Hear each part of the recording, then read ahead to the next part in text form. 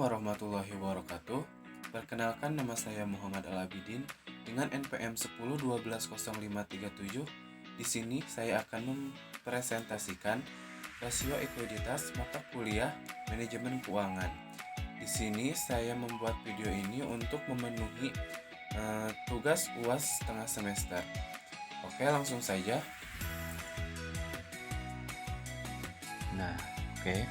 Di sini saya akan menjelaskan tentang manajemen keuangan, rasio likuiditas. Rasio ini memberikan gambaran kemampuan perusahaan untuk membayar hutang yang jatuh tempo dalam 1 tahun. Berikut adalah rasio yang termasuk ke dalam rasio likuiditas. Dengan rumus, rasio lancar sama dengan aset lancar per liabilitas lancar. Dengan rata-rata industri 4,3. Baik, di sini saya akan mengambil contoh dari perusahaan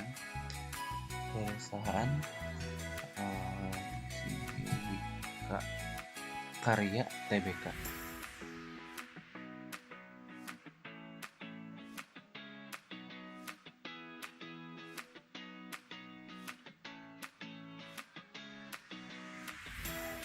Nah, di mana kita bisa lihat rumusnya yaitu aset lancar per liabilitas lancar. Maka dari itu kita cari jumlah aset lancarnya. Nah, di sini ada jumlahnya itu 43.455.495.885 rupiah. Nah, liabilitas lancarnya kita cari ke bawah. Di sini ada liabilitas jangka pendek dengan jumlah atau hasilnya yaitu 28.251.951,385 rupiah. Lalu kita masukkan ke dalam Word Excel. Nah, di sini saya sudah buat dengan aset lancar sekian, liabilitas lancar sekian, dengan hasilnya yaitu 1,54. Nah, dapat kita tarik kesimpulan rasio lancar dari laporan keuangan perusahaan PT Wika Jaya Karya Tbk menunjukkan hasil 1,54, yang mana ini kurang dari ketentuan rata-rata industri yaitu 4,3. Maka perusahaan PT Jaya Karya Tbk tidak mampu untuk membayar hutang yang jatuh tempo dalam 1 tahun. Nah, mungkin sekian dari presentasi saya. Mohon maaf jika ada kekurangan karena masih dalam tahap belajar. Wassalamualaikum warahmatullahi wabarakatuh. Assalamualaikum warahmatullahi wabarakatuh. Perkenalkan, nama saya Nana Heriana, mahasiswa dari Sekolah Tinggi Ilmu Ekonomi Bandung Business School dengan nomor pokok mahasiswa 1012672. Pada kesempatan kali ini, saya akan membahas mengenai salah satu rasio manajemen aset. Oke, tidak perlu berlama-lama, langsung saja ke video. Nah, sebelum kita membahas lebih lanjut, kita perlu mengetahui rasio manajemen aset itu apa sih?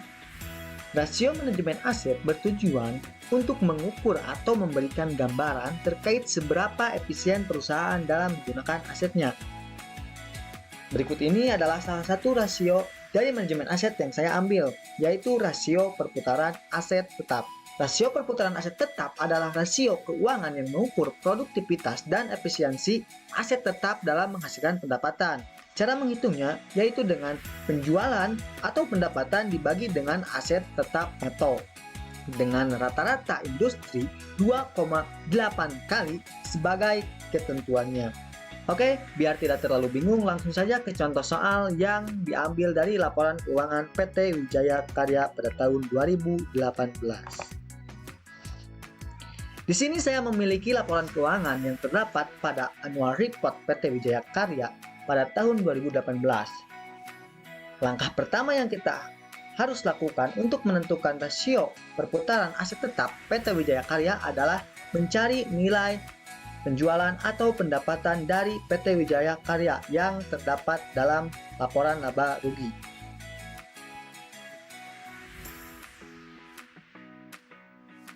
Nah, ini dia pendapatan bersih dari PT Wijaya Karya sebesar 31 miliar 158 juta 193.498. Ini ditulis dalam bentuk ribuan.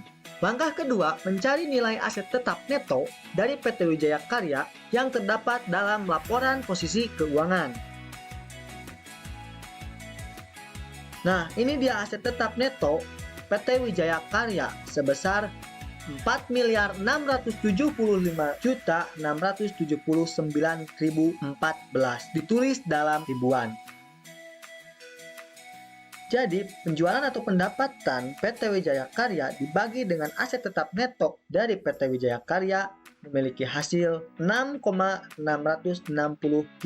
Ini artinya nilai perputaran aset tetap PT Wijaya Karya adalah 6,6 kali. Kesimpulannya, rasio perputaran aset tetap dari laporan keuangan PT Wijaya Karya Tbk menunjukkan hasil 6,6 kali, yang mana ini berarti lebih dari nilai rata-rata industri. Maka perusahaan PT Wijaya Karya Tbk sangat efisien dalam menggunakan asetnya.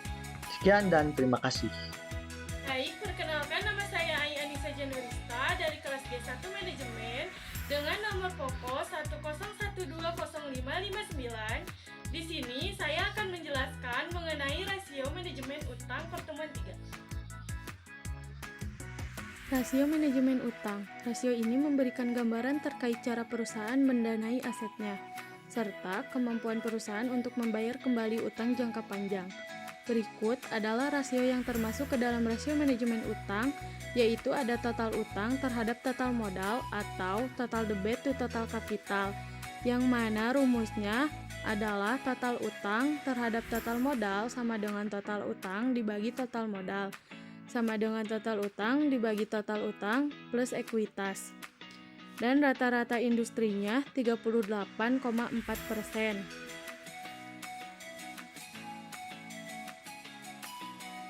Nah, seperti di dalam laporan keuangan PT Wijaya Karya Tbk, total utangnya adalah 42 miliar 14 juta 686.674 rupiah, dan total modalnya 59 miliar 230 juta 1.239 rupiah. Nah, kemudian total liabilitas atau total utangnya dibagi dengan jumlah liabilitas plus ekuitas atau total modal. Kemudian dikalikan 100.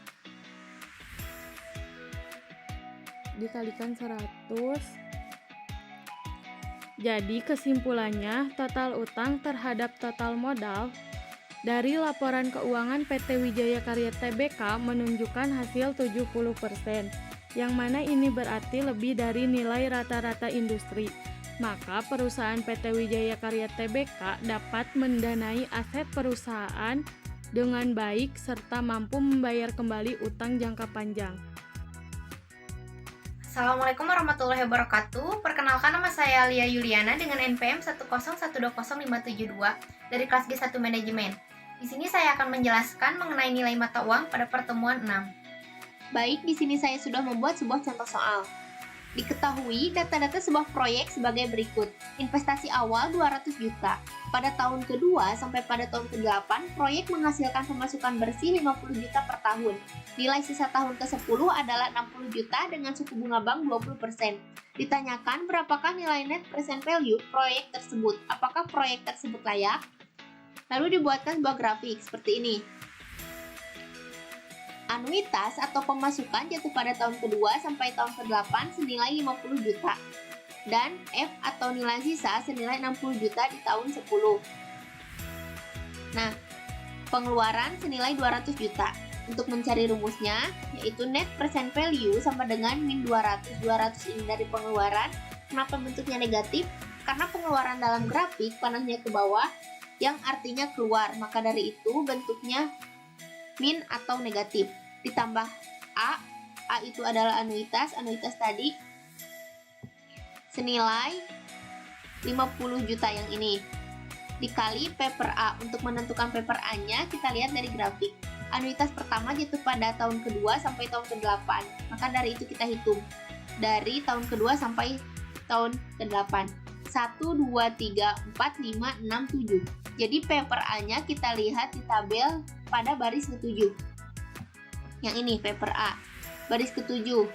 4,868 yang ini. Nah,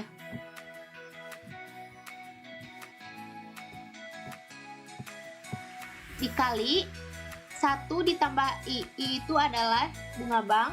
Bunga bank tadi 20%.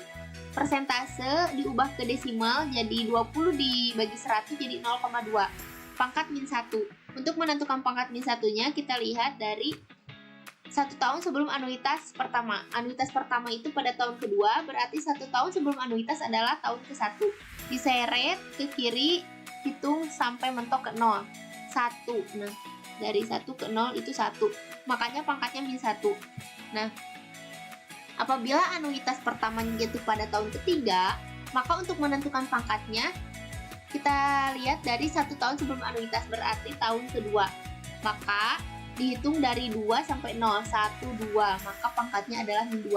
Nah, karena ini anuitas pertamanya tahun kedua, maka 1 tahun sebelum anuitas berarti tahun ke-1. Dihitung sampai 0 adalah 1, maka dari itu pangkatnya pangkat min 1. Nah, ini. Ditambah F itu ada nilai sisa yang tadi adalah 60 juta dikali P per F. Untuk menentukan P per F-nya kita lihat di grafik, dihitung dari sini. Awal, dari tahun awal. 1, 2, 3, 4, 5, 6, 7, 8, 9, 10. Berarti lihat di tabel baris ke-10. Nah, ini P per F baris ke-10 0,3855.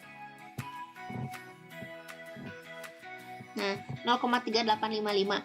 Mulai ke penyelesaian sama dengan min 200 ditambah. Nah, hasil dari 50 dikali 4,868 itu dikalikan dengan hasil dari 1 ditambah 0,2 pangkat 1. Pangkat min 1. Maka hasilnya 202,83 ditambah 60 dikali 0,3855 hasilnya 23,13. Dijumlahkan hasilnya adalah 25,96 juta rupiah. Kesimpulannya, karena net present value positif, maka proyek tersebut layak. Dan sebaliknya, jika hasil dari net present value itu negatif, maka proyek tersebut tidak layak.